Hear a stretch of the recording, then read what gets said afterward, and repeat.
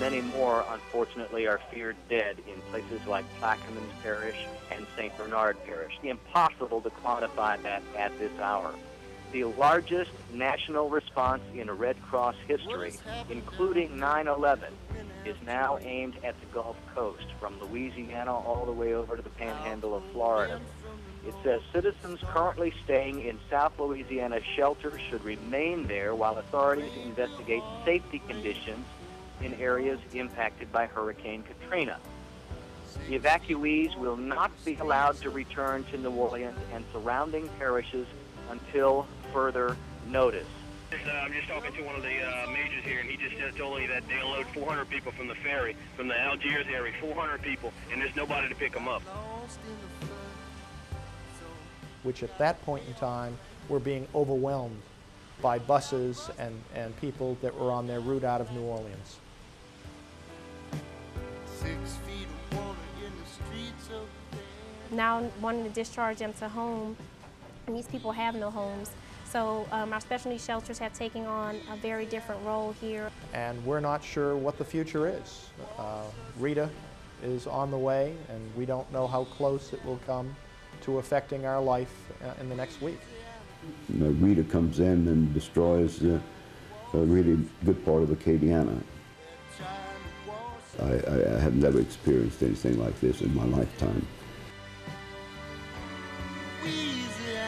It was surreal almost. It looked like a third world country in a lot of ways. There were armed guards sleeping under the canopies in the MASCOM building, and there were military convoys everywhere and trees down everywhere and spray painted plywood signs everywhere.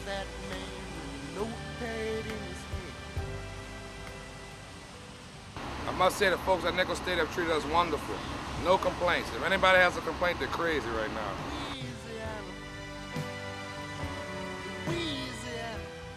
We're sleeping on the floors, which is luxury compared to where we came from. I thank the government for saving us. They're trying to do the best they can. The people's treating us real nice out here. It might be a long, long time before we get back home. So far, everything's so good out here. The troops, they've been good to us. And police officers in Thibodeau Parish. So thank you for what we have now. I'm happy that we're here. You know, that's it.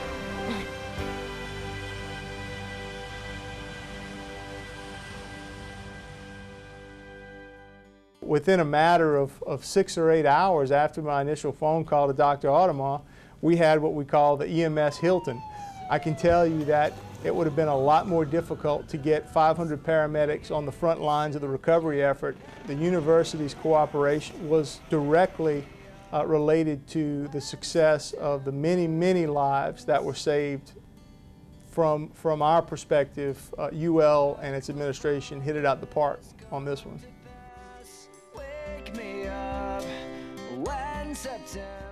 The continuity of the university in that first week was the fact that some essential communication tools and administrative functions have been relocated off-site. And so we called Louisiana Tech, and they were very gracious and said, come up, and we could have really called any of the schools in the ULS system and asked for assistance, and they would have been there. We have a very good relationship.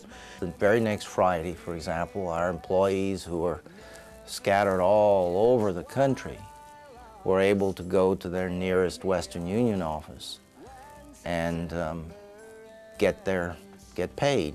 And it would have been so easy for them to say, teachers, the president, anyone, any of our officials, just to say, let's not have campus. But it just took a lot for them to say, let's resume. There was no doubt in our minds that we would do it. Summer has gone.